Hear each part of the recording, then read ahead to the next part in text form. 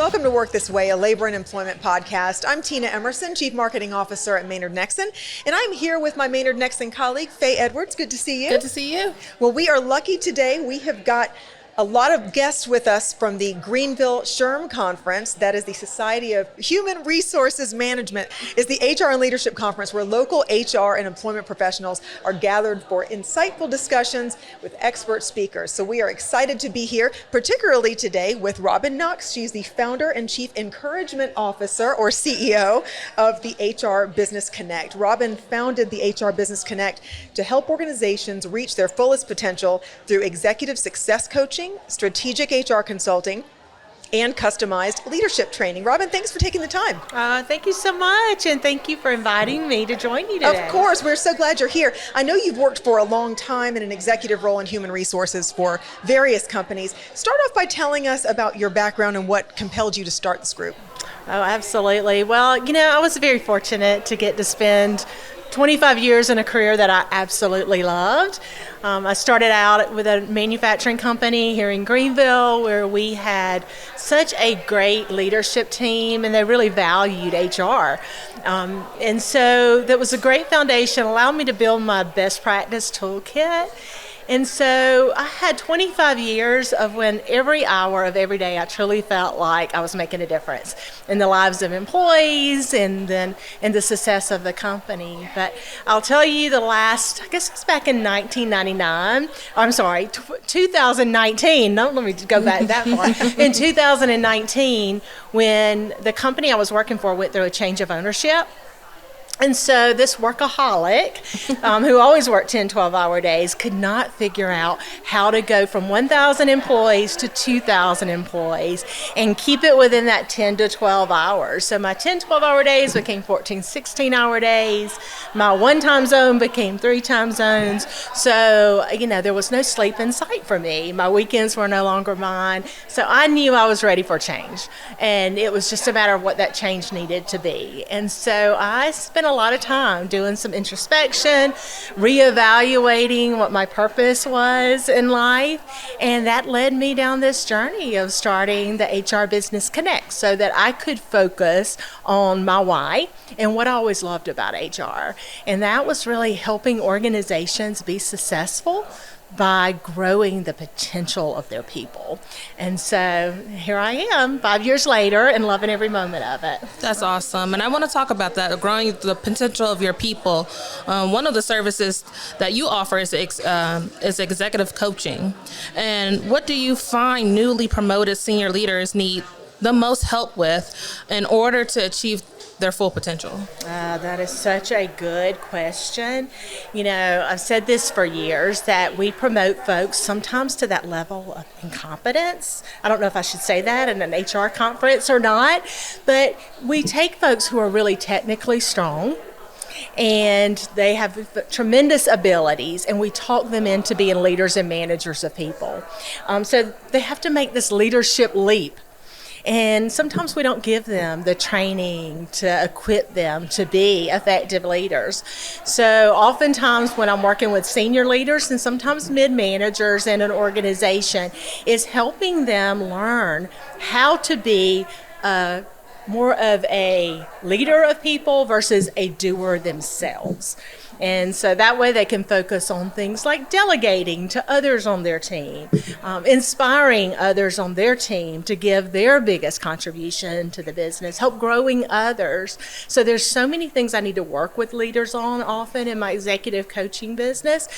But sometimes it starts with the foundations of just helping them develop confidence in their own abilities and work through some of what I call their BS, their own BS. And so we all have these limiting belief systems. Some people are dealing with imposter syndrome. Some people have a fear of failure, a fear of rejection that really holds them back from achieving their fullest potential. So sometimes it's getting grounded in some of that. What are their blocks to their own ability to work at their fullest. That way they can help grow others to theirs. So. That's really interesting. Yeah. Helping people find their highest and best use, their highest That's and right. best calling is sometimes you need a little push along the way. How have you found that doing that type of executive coaching helps not just the individual, but the entire organization? Well, when you have a senior leadership team that's clicking on all cylinders, that is contagious throughout the organization. There's a tremendous ripple effect. So other leaders in the organization, they have role models now that they can look up to and learn from.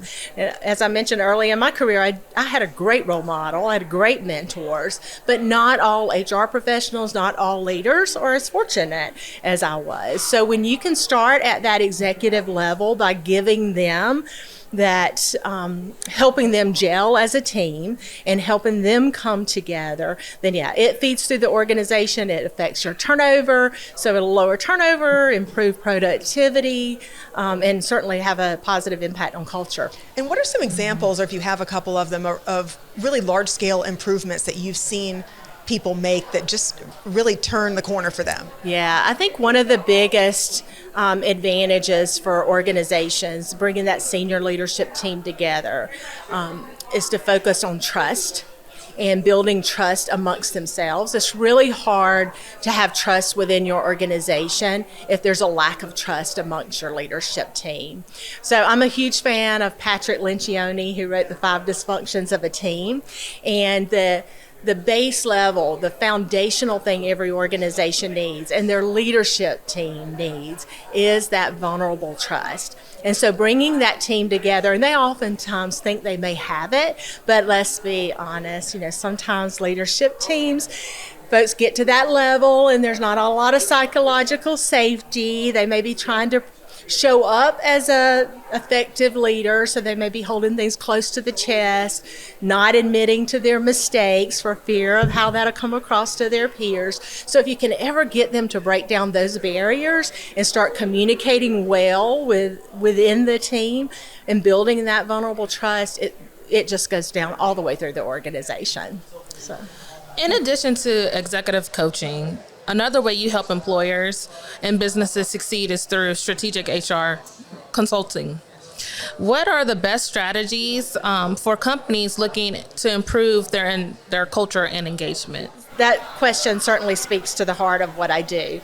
Going in and working with companies to develop their people strategy that will connect to their overall operational strategy.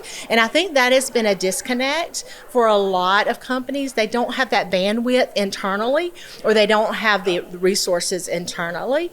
So that was a huge gap for me that I saw when I started my business, and one of the gaps I wanted to fill, which hence the name, the HR Business Connect, connecting people strategy with business strategy. So it's really helping going into an organization and looking at what their business strategy is and help defining how we're going to get there. What kind of things can we do within our workforce to lead us down that path of achieving those key results as a business that we want to. And a lot of times it starts with even things like basic communication, a behavioral understanding of who I'm working with. Camber spoke this morning about generational differences, training folks that there is a difference. So just because you, as a manager, you can't treat everybody the same way, right? So yeah, doing communications training is key, but leadership training. There's not a lot of companies out there that invest enough in developing their leaders within the organization. So, well, this is a perfect segue to my next question, which is in part about business strategy, but also about generations. When you talk about business succession planning, so as these baby boomers are retiring, how do you work with companies to prepare that next generation of leaders to take over and create this business continuity that a company needs to be successful generation after generation? Yeah, that's a good one as well. Good question. So for years, we thought about succession planning more at a senior level, right? As senior leaders, we get together, we talk about who our replacements will be for those key positions and what they need to prepare them in 1 to 3 years or 3 to 5 years. But really now, my recommendation to employers is when someone starts with their company, there should be conversations with with those individuals during their onboarding process. Where do you see your career advancing? What do you have an interest in doing? And providing mentorship to those individuals from the bottom up to help them grow within their organization. They're more likely to stay if they see that there is a career path for them. So I think it has to be done in both directions, right? Your senior leadership team, they have to identify that there is a need there and start grooming high potential talent early, but you need a career path and you need to invest in the training, development, and growth for people when they join your team. So it needs to be working in both directions. Yeah, that is a great point. That's a great point. And one last question for you, and I think it's just the executive training and people finding their highest and best use. I want to go back to that. Okay. So you have people on a team who are leaders. You have people on a team that are taskmasters. And you need everybody. You need all of those people. How do you work with a team when there might be folks who think their leadership skills might be higher than they really are? Certainly you've dealt with companies like that. Absolutely. So there's tools. When I decided to become a consultant, I wanted to fill my toolkit once again. And so there's some things that I did early on to be able to benefit my clients. One, I became a partner with the Predictive Index. I'm also a partner with Everything Disc. And so you get a lot of insight when you take an assessment tool like that, and you learn more about your own behavioral style. For me, it's part of that journey that I made from the corporate world of HR into business ownership. I did a ton of assessments to learn more about me, and I was 50 years old at the time, and there was still a lot for me to learn about myself. And so I think it starts with that, is self-awareness. So anything I can do to help individuals understand maybe what their strengths are, what they're best suited for. And so we have dialogues, we have conversations. There's one of the tools that talks about your natural self versus how you feel like you're having to show up in a job, and it's very apparent if there's a mismatch. If someone is having to spend way too much mental energy stretching themselves in a job that they're not a fit for. So those are great assessments, but also just regular leadership assessments, and putting someone through, giving someone the ability to look at, by answering some questions on an assessment tool, oh, well, maybe, no, this doesn't describe me, but if that is like an effective role or effective ability that a good leader would have, then maybe I need to work on that. So going through and self-analyzing, but also I'm a huge reader, and so I'm always making recommendations based on the person and the need of books they should read. And so that's part of it as well. So you've got to invest in your own growth, as well as companies investing in our growth. But what a great service you're offering for people for you. their own self-awareness. And if everyone is self-aware and knows where they need to be, then the whole company thrives. So thank you so much for your time today and for talking about your company. Good luck with it. Yeah, I appreciate it. Thank you very so much. much. Thank you, Robyn. Thank you, Fay. And we will see you next time on Work This Way.